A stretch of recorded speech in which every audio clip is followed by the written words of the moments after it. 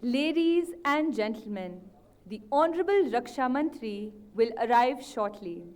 His arrival will be indicated by ringing of the alert bell, upon which you are all requested to kindly rise. May I further request you all to kindly put your mobile phones on airplane mode and refrain from the usage of flash.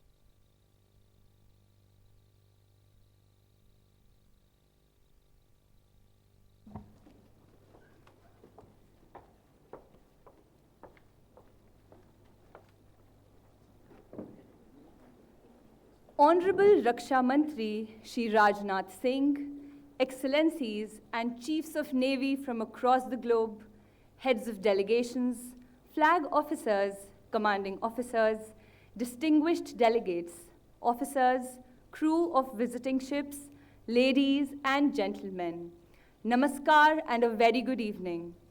On behalf of Admiral R. Hari Kumar, the Chief of the Naval Staff, I would like to extend a very warm welcome to each one of you to Visakhapatnam, the city of destiny, for the opening ceremony of MILAN 24. We would also like to express our deepest gratitude to you for affirming your wholehearted commitment to MILAN, traveling far and wide.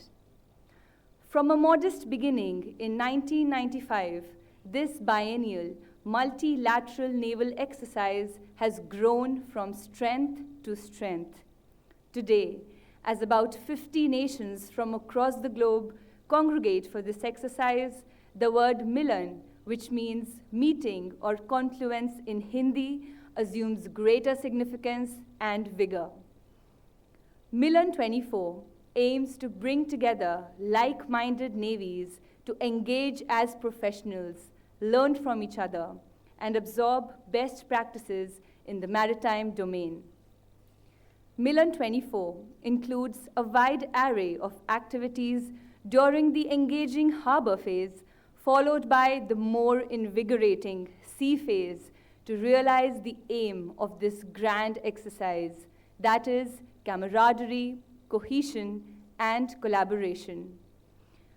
Before we go full steam ahead, let us take a walk down the memory lane through a short movie on the journey of Milan.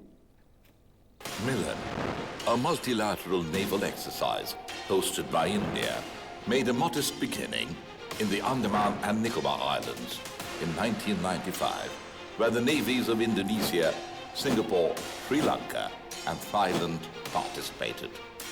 This biennial congregation of friendly navies and maritime forces has progressively grown in magnitude over the last 2.5 decades. Since 1995, 10 earlier editions of MILAN had been hosted and held at the Andaman and Nicobar Islands. The previous edition, MILAN 2022, was held for the first time in Visakhapatnam, the city of destiny. 39 friendly foreign countries across continents participated in the exercise. MILAN 2024 is the 12th edition of this multilateral naval exercise and is being conducted from the 19th to 27th February 2024 at Visakhapatnam under the aegis of the Eastern Naval Command. The central aim of MILAN is to enhance professional interaction between friendly navies and maritime forces to gain experience in multilateral large force operations at sea. MILAN provides a platform for participating navies and maritime forces to discuss maritime subjects of common interest and share experiences along with best practices. The harbour phase is being conducted from the 19th to 23rd February 2024. It will include tabletop exercise, interaction of young officers, international maritime seminar, international city parade, outstation cultural visits, and sports fixtures. The professional interactions and conferences planned during this phase will build the operational tempo for the sea phase scheduled from the 24th to 27th February 2024. Indian Navy ships, aircraft and submarines led by the indigenous aircraft carrier INS Vikrant, along with ships and an air unit from partner navies, will participate in large force maneuvers, advanced air defense operations, anti-submarine warfare, and anti-surface warfare operations. The sea phase aims to build experience of multilateral forces operating together at sea. MILAN has metamorphosed from a regional event into a prestigious maritime exercise with the participation of about 50 friendly foreign countries across continents this year. The Indian Navy sincerely hopes that the operational, social, and cultural exchanges during MILAN 2024 will be of immense professional value for all participating navies and maritime forces and pave the way for enhanced maritime cooperation. Wow, what a glorious journey it has been thus far. Having traced the history of MILAN, it is now time to create more milestones this year ourselves. With this, may I now request the Chief of the Naval Staff, Admiral R. Hari Kumar, to deliver the opening address.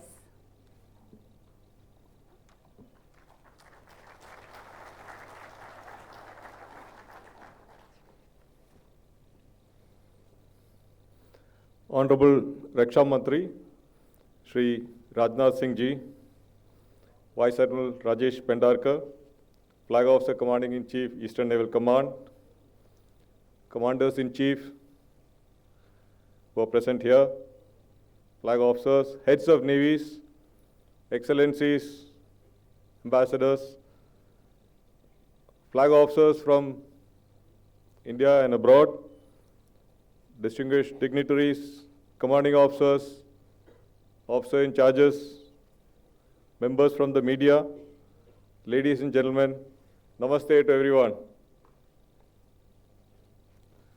At the outset, I extend a very warm welcome to all our guests and partners from across the oceans. Your presence here underscores the strong bonds that exist between our nations and the navies.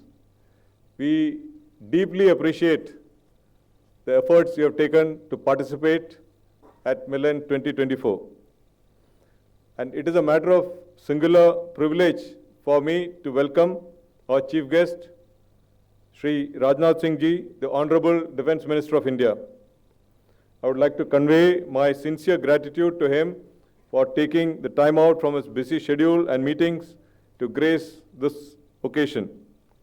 Sir, your presence here highlights the Government of India's focused impetus on matters maritime and reaffirms India's commitment to ensuring secure seas, especially in the Indian Ocean region.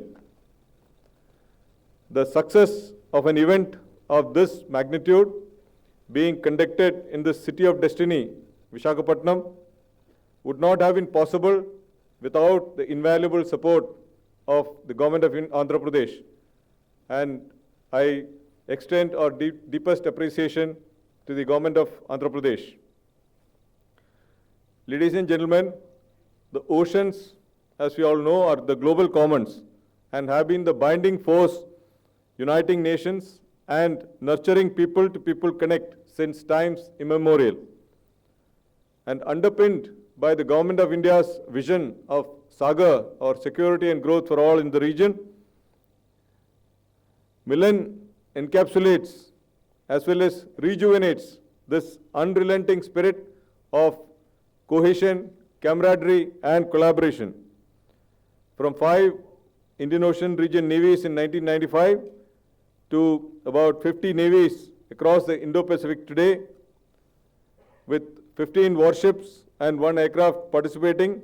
MILAN reflects the growing stature and increasing importance of such collective and cooperative endeavors in the maritime domain. We all know that no one nation can do it alone.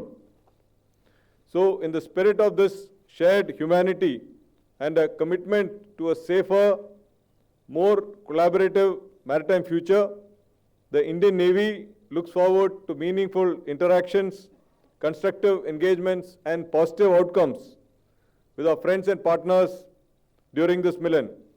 Therefore, MILAN 2024 has been carefully curated to provide an all-encompassing experience to our participants.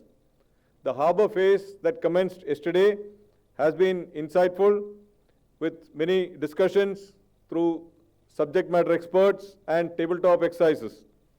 So while the International Maritime Seminar, scheduled over the next 2 days, will provide senior commanders a platform to exchange ideas on crucial maritime challenges and opportunities. Meanwhile, our young officers have been honing their skills at sailing, submarine rescue, and damage control using the simulators available here. So this year, we have also organized a MILAN Technical Exposition, or MTEX, to provide you a glimpse of India's promising indigenous industry and the startups which have been powered by the vibrant startup ecosystem, as well as the medium and small scale industries of the country. And moving to the sea phase, commencing on the 24th of February, we will see our warships sailing in unison and participating in a diverse array of operational drills, pushing our collective boundaries and redefining our skills together. So these are not merely naval exercises, but a testament to the collective expertise and strength we bring to the fore as maritime nations. So in addition to professional interactions, recreational events, social gatherings, cultural tours, accelerating sports competitions, and a captivating city parade are all being organized to strengthen camaraderie, create long-lasting relationships, and provide a flavor of India's rich heritage and culture. I am sure you will carry fond memories and experiences of MILAN 2024 that are professionally enriching, operationally stimulating, and culturally unforgettable. So before concluding, I would like to compliment the Eastern Naval Command for their efforts in organizing this landmark event. I wish MILAN 2024 all success, and once again extend my gratitude to the honorable ministers, our delegates and shipmates from across the seas, and all distinguished dignitaries who have taken the time out to grace this occasion. Thank you. Jai Bharat, Shano Varan. May the Lord of the Oceans guide us as we chart a course towards a brighter and secure future together. Thank you.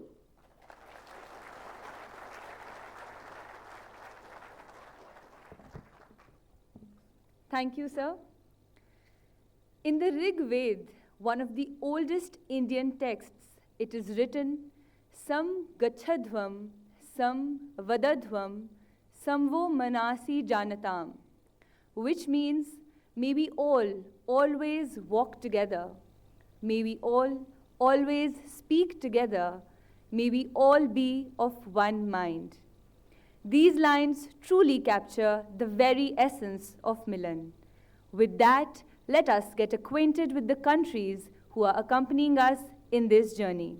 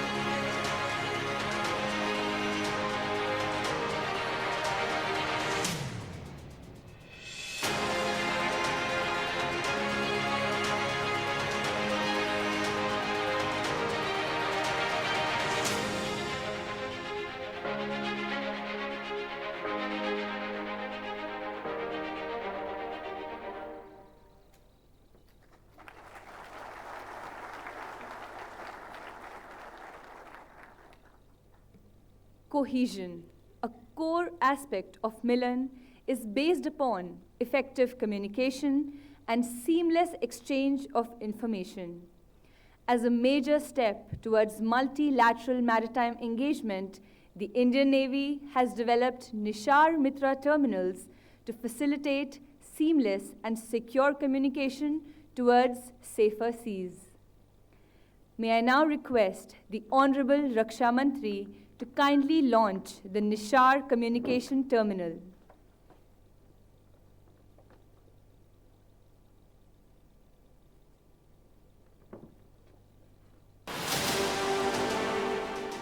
In a groundbreaking achievement, the Indian Navy introduces Nishar, the Network for Information Sharing, a transformative leap in global maritime cooperation with friendly foreign countries.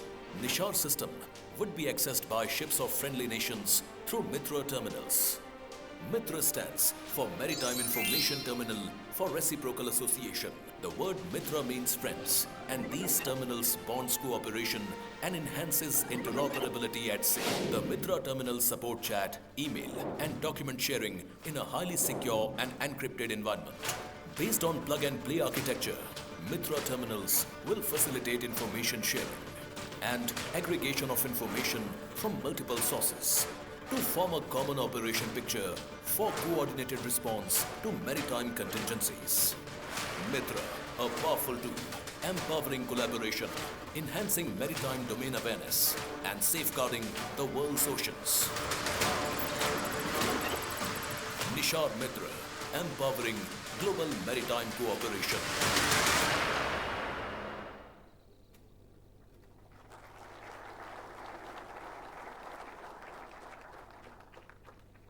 May I now request the Honorable Raksha Mantri to kindly address the gathering.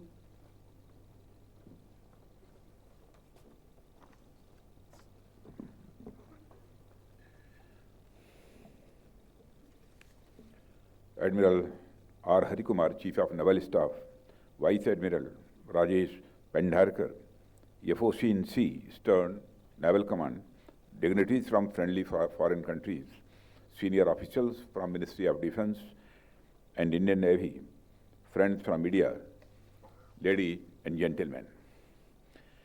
It gives me immense pleasure to be here at Visakhapatnam for the opening ceremony of MILAN 2024.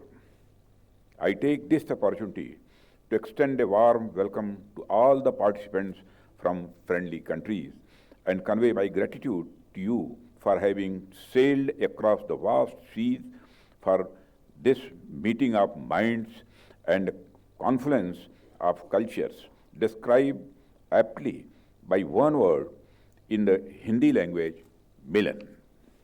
Friends, let me begin by pondering over a very fundamental question, in fact a rather existential one pertaining to the armed forces. Why do armed forces exist? What is their essential purpose? Is it solely to wage wars, or do they actually serve the cause of preservation of peace and tranquility? Initially, one might instinctively answer that they exist primarily for waging wars and battles.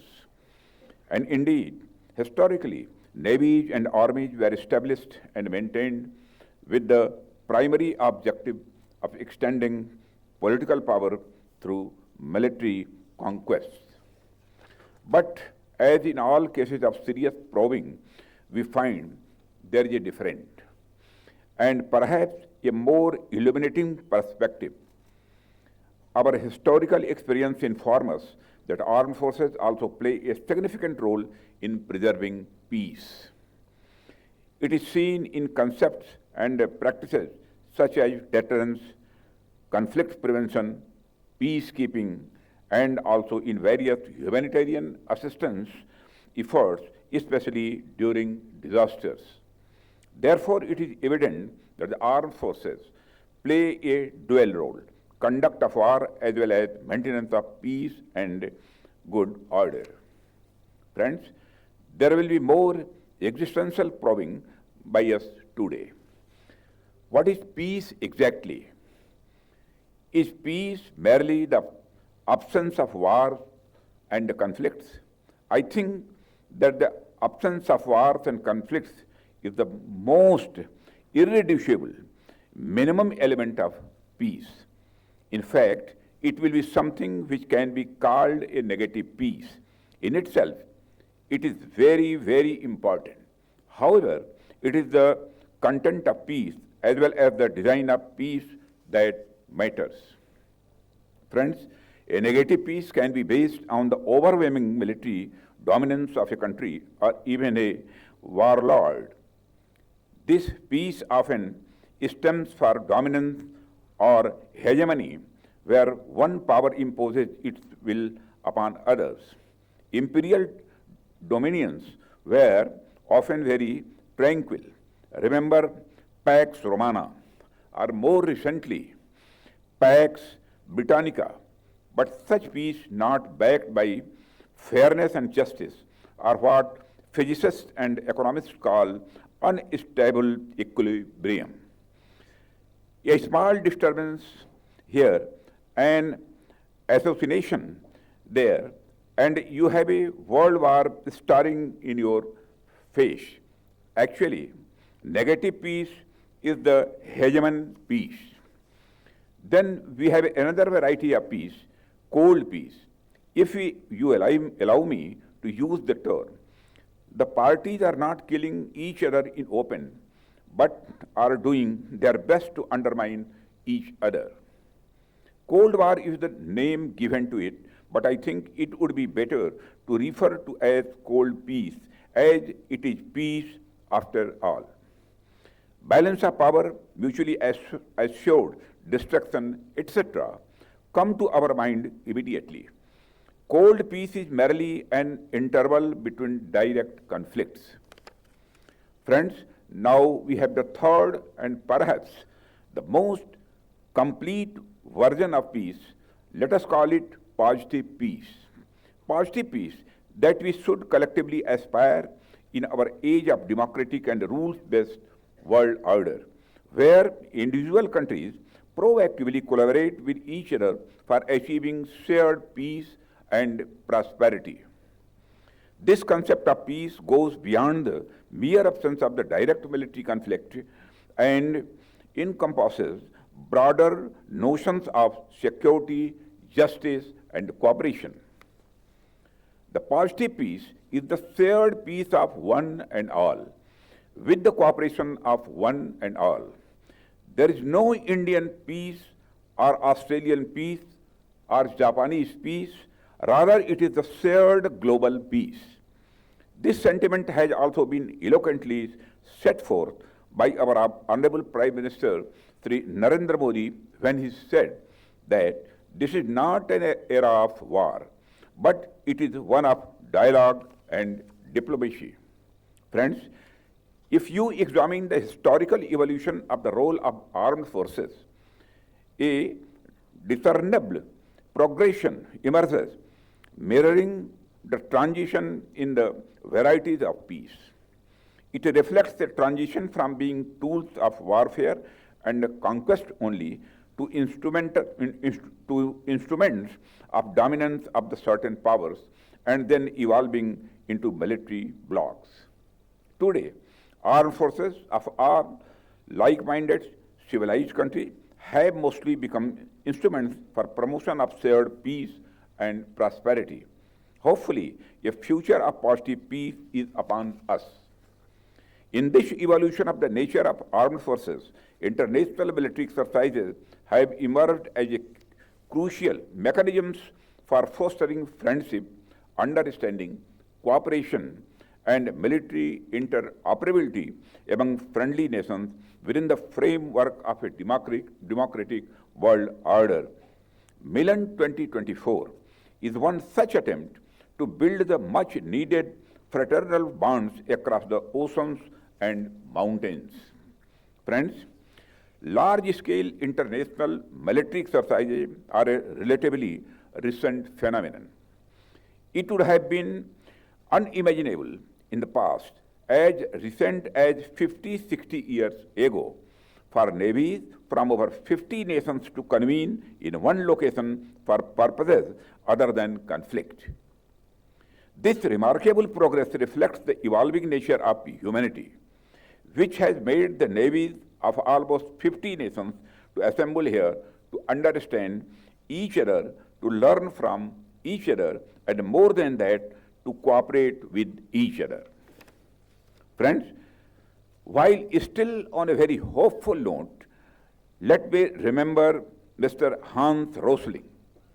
I think many of you would be aware of Hans Rosling, a Swedish physician and statistician who was known for his optimistic and data-driven views on global development. Among his various narratives about the improving world, Rosling notably underscored the positive trends in global conflict reduction. He often highlighted that despite ongoing conflicts and challenges, the overall trend has been a decline in the number of armed conflicts, particularly interstate conflicts, over the past several decades. Friends, while being optimistic about the shared goodness of our human race, we are also alive to the dangers lurking in shadows. We prefer peace and will do the utmost for its sake, but we not shrink from countering any threat and undermines our collective well-being, piracy and trafficking included. For example, events of the past few months in the Western Indian Ocean have brought to fore some extremely pressing challenges in the maritime domain, ranging from attacks on the merchant shipping to piracy and hijacking attempts. India continues its proactive engagement and has been maintaining a sustained presence in the region to ensure safety and security of all shipping, irrespective of the flag on the ship and the nationality of the crew.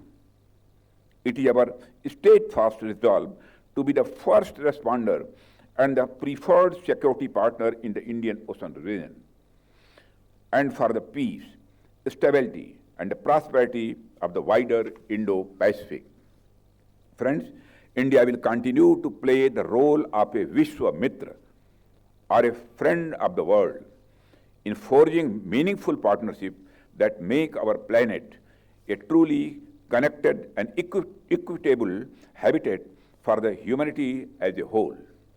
As I conclude, I urge you to make the most of this wonderful opportunity to get to know each other as well as our vibrant country, Bharat. May you all learn from each other and, of course, have a good time in the city of destiny, Visakhapatnam. Thank you very much.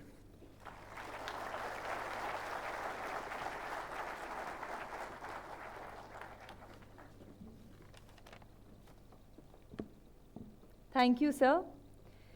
May I now request the Chief of the Naval Staff, Admiral R. Hari Kumar, to felicitate the Honorable Raksha Mantri, Shri Rajnath Singh, on this momentous occasion.